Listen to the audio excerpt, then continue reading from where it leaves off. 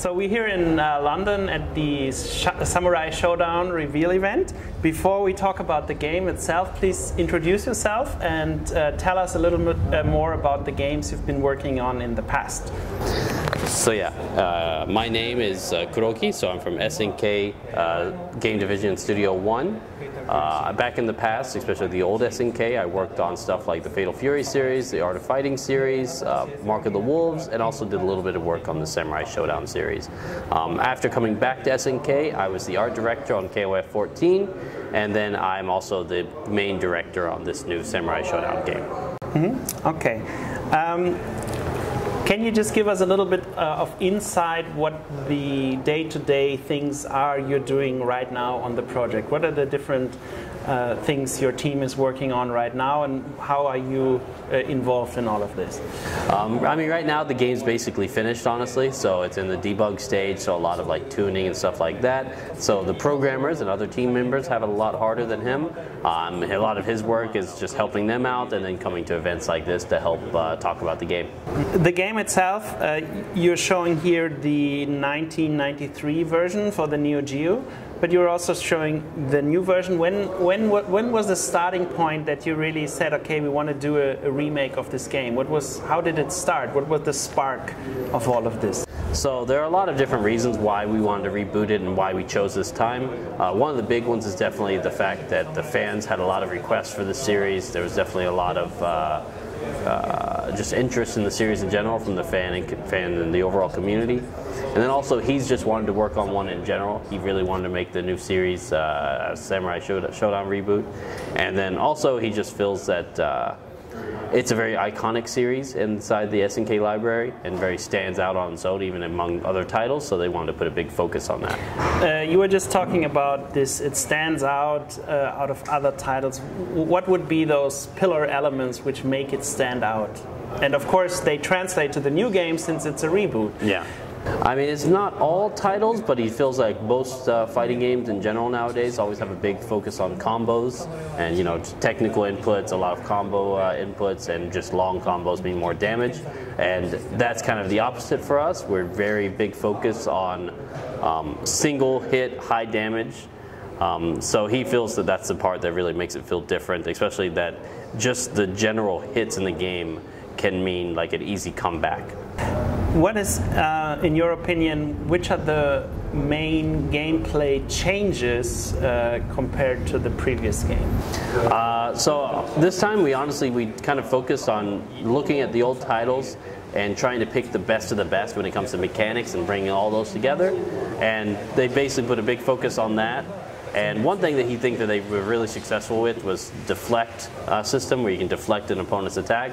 He thinks that feels really good. It both feels good and also has a very strategic meaning inside the current game system. So he's really looking forward to seeing high-level play around that technique. Let's say if you pick a single character and the moveset of this character, especially the ones which have been in the first game, how many moves are like new and how many are like remakes or better looking versions of what we know from before?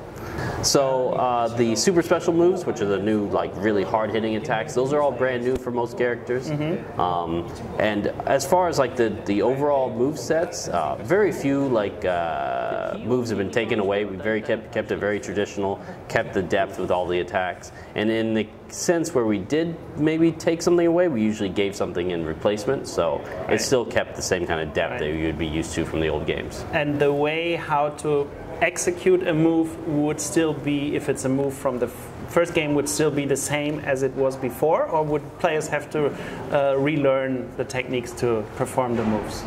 For the most part, it's the same, actually. There's a few times where it's been streamlined or made a little bit simpler, but for the most part, it's all exactly the same. So it still has all of the technical depth you would expect from the game series. And then stuff like the super special moves, which are the really high damage attacks, that command, for example, is the same for every single character, so you don't have to remember them. During the presentation, you said the game features 3 new characters. What kind of hints can you give us regarding those 3 new characters? Yeah, we can't really say anything in detail right now. All we can say is that all 3 of them are very cool, and we're very happy with how they came out in the end. Can you say how many men and women, Two women, one man, or something like that. We're keeping all that in lock until we get a little bit closer. We'll talk about it pretty soon, though. Okay. I'm looking forward to seeing reactions. Fair enough. And what was the reason that you chose the character, I think it was 7 characters the demo version has? What was the reason that you chose these specific characters? Maybe he can also just name them again for the viewer to make it... Yeah, I mean, it was basically just trying to get a nice balance of popular characters in the different regions. So, for example, Galford, the American ninja, is very popular with Americans, so we wanted to put that one in. And at the same time, Charlotte, who is, you know, kind of a European French knight, she's always been very popular in Europe. So we wanted to put that in and then just combine that with overall popular characters as well. So that includes characters like Nakoruru, Haomaru, who are the main characters, and then we have a couple of fan favorites who maybe a little bit more niche, but like Earthquake, and then you also have the cool rival character with Genjiro. Okay. I have the personal feeling that since the arrival of the Nintendo Switch, the availability of demo versions has been higher again. More game studios offer demos of their games. Are you planning to offer a demo of a playable demo of this game before it comes out, or when it comes out? Yeah, we're definitely thinking about it and hope to do something along the lines, but we don't have anything planned concrete yet. Okay. During the presentation, you named the new AI feature. Can you just sum up the feature again and tell us, or tell the viewers, what it makes it so interesting? Well, yeah, it's one of those things where we've kind of programmed it so the more and more you play, the more accurate and high the ghost character will become. So he really does think that people will maybe play against their own ghost and then start to realize their own bad habits and stuff like that. So he thinks that'll be interesting for players. So it's also a way of learning and getting better. Yeah, that's how we want it to work out, yes. Yeah, okay. And I think you were talking about an Ironman mode, something like that, meaning you have to fight 100 different characters in a row. Is that correct? Yeah. Or is it always the same character? Or does it change, or how does that work? So yeah, it actually comes in kind of 2 patterns. So basically, if you go in fresh and you haven't downloaded any ghost data to your like list inside the game, it's just ghost data that we have provided basically from SNK. But yeah, you can basically go in and download. You have like 100 slots you can always save of ghosts, and it'll basically pick randomly from those. And it's also random characters you fight against, right? Yeah, basically, because the ghosts are connected to the characters. Yeah, okay. The game has a lot of old characters, which look much better now with 3D graphics. What about the locations? Are they also remakes of old locations, or are they all completely new? It depends on the stage, but in the most part, they try to keep the atmosphere, basically, but kind of do their own thing at the same time. So the Haomaru stage, they specifically tried to make it as close and faithful as possible, but for some of the other stages it's a little bit different. They kind of didn't really pay that much attention to the old stages when they made them. Can you just point out 1 or 2 new stages? Some of them was already hinted in the trailer, so just to get an idea, what can we expect for the areas we fight in? One thing he's really looking forward to is the Genjiro stage.